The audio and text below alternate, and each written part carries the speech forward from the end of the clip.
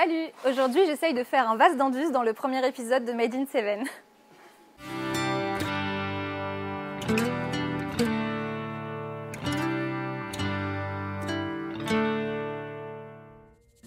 C'est l'histoire d'un savoir-faire qui se reconnaît au premier coup d'œil. Né en 1610 de l'inspiration d'un potier cévenol voulant reproduire les vases Médicis italiens, le vase d'Anduze fait partie de ces savoir-faire ancestraux dont l'influence a dépassé depuis longtemps les portes des Cévennes.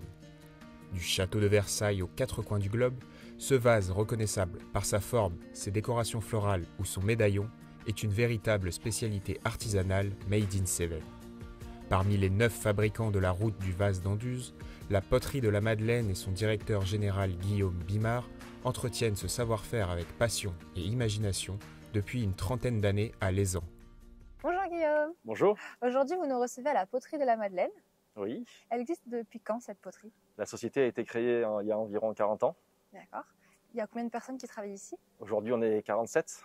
Et vous exportez partout dans le monde? Plus de 50% de la production est exportée dans le monde entier. Et d'après vous, pourquoi le vase d'Anduze plaît autant alors? Alors, c'est un produit qui est fabriqué dans le sud de la France, dans les Cévennes, à la main, et qui a une histoire de 300 ans. Et donc, cela plaît énormément aux gens des quatre coins du monde qui sont à la recherche de produits made in France. Et c'est quoi un petit peu sa particularité? Alors, le vase d'Anduze est un vase qui est sur pied, avec des guirlandes et des macarons, et qui est la plupart du temps émaillé, donc avec de la couleur. Dans notre atelier, on a la particularité de faire autre chose que du vase d'Anduze. Ça peut être des vases très modernes, qu'on appelle les mazagrans, ça peut être des formes biotes. On est connu pour réaliser de très grands vases. Ce qui est de plus c'est grand, plus c'est difficile à fabriquer. Et je vais pouvoir vous montrer tout ça pendant la visite de nos ateliers. Super, on y va alors, merci. Qu'il soit petit ou gros, vert ou jaune, chaque vase conçu à la poterie de la Madeleine est réalisé manuellement d'après un travail méticuleux. Parfait symbole du savoir-faire des potiers d'Anduze, le calibrage est une technique très ancienne, mais surtout l'une des plus difficiles à maîtriser. Cette étape consiste à mettre une masse de terre dans un moule et, à l'aide d'une calibreuse, l'appliquer de façon homogène pour faire naître la base du vase d'Anduze. Après avoir travaillé la terre pour lui donner la forme d'une cloche et l'avoir laissé sécher 24 heures, vient l'étape de décoration. Le corps du vase arrive ici et les potiers vont entreprendre donc cette partie principale du vase et fabriquer et finir entièrement à la main le vase d'Anduze. Entièrement à la main. Donc on met les guirlandes, les macarons, le pied, le vase est lissé, la collerette est formée, tout est fait entièrement à la main. Le vase d'Anduze est composé donc de 3 à 4 guirlandes avec des macarons. Chaque macaron représente l'emblème de la fabrication. Voilà, les guirlandes sont fleuries parce que depuis, on fait de la réédition du vase d'Anduze, donc depuis 300 ans, c'est comme ça. C'est une marque de fabrique. Voilà, exactement. Ouais. Le vase est ensuite recouvert d'une argile liquide blanche qui fait office de préparation à la teinte du vase qu'on appelle l'engobage.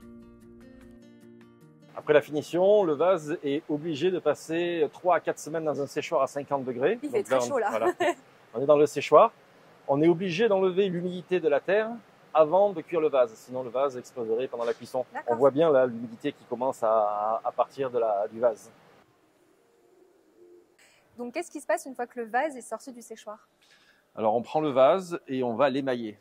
L'émail, c'est ce qu'on peut voir, c'est cette couleur bleue que l'on voit sur le vase.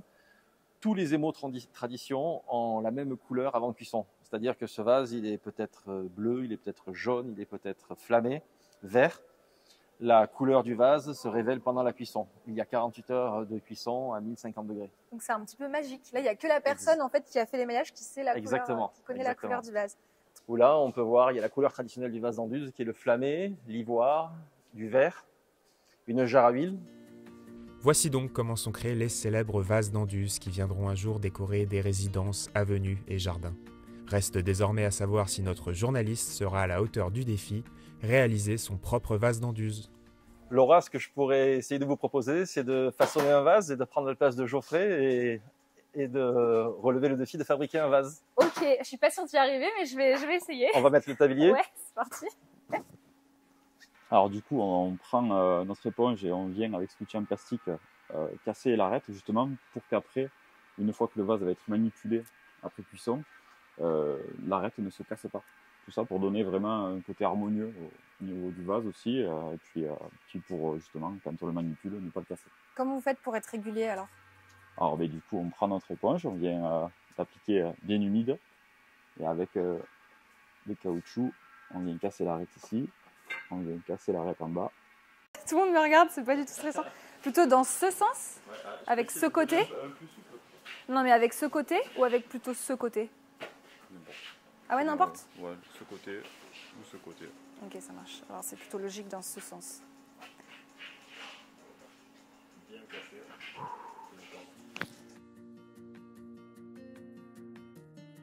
Lors de la décoration, chaque fabricant pose ses propres guirlandes et écussons à l'effigie de sa poterie. C'est aussi à ce moment que le potier grave la date et appose sa signature.